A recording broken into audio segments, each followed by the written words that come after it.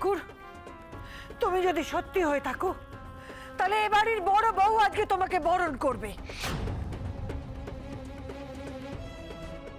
তুমি যদি সত্যি হয়ে থাকো তাহলে এ বাড়ির বড় বউ আজকে সিঁদুর খেলবে। তুমি যদি সত্যি হয়ে থাকো তাহলে এ বাড়ির বড় বউ এই দর্পণে তোমার মুখ দেখবে। আর তুমি যদি সত্যি হয়ে থাকো তাহলে আজকে এই বিসর্জনের দিনে এবারে বড় বউ তোমার পাশে থাকবে।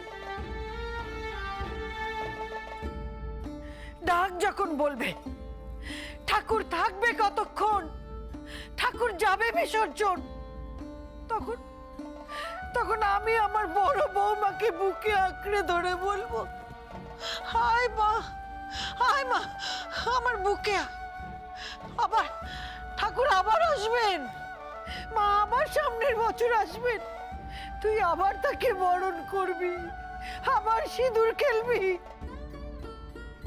আবার সব কিছু হবে। তুমি যদি সত্যি হয়ে থাকো তাহলে আজকে এই বাড়ির বড় বউ তোমাকে বরণ করবে, এই আমি বলে দিলাম। কেউ আসবে না, কেউ আসবে না।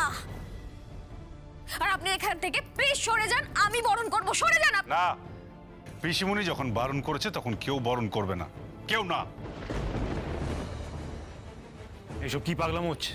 হ্যাঁ, এসব কি পাগলামো হচ্ছে? তুই এখন কোথায় বউ পাবি? কোথায় পাবি?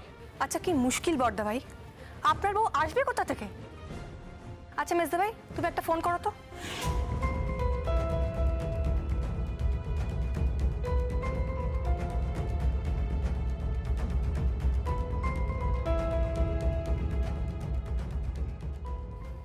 হ্যালো, হ্যাঁ নূপুর, কোথায় তুমি? কি তুমি তুমি এখন সিনেমা হলে সিনেমা দেখছো?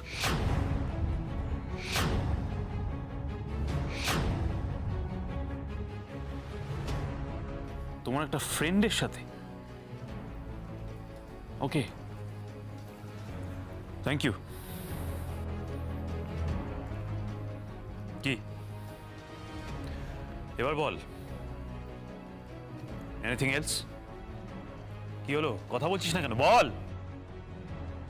তুই তো এখন নূপুরকে এক্সপেক্ট করেছিলিস, তাই তো? না,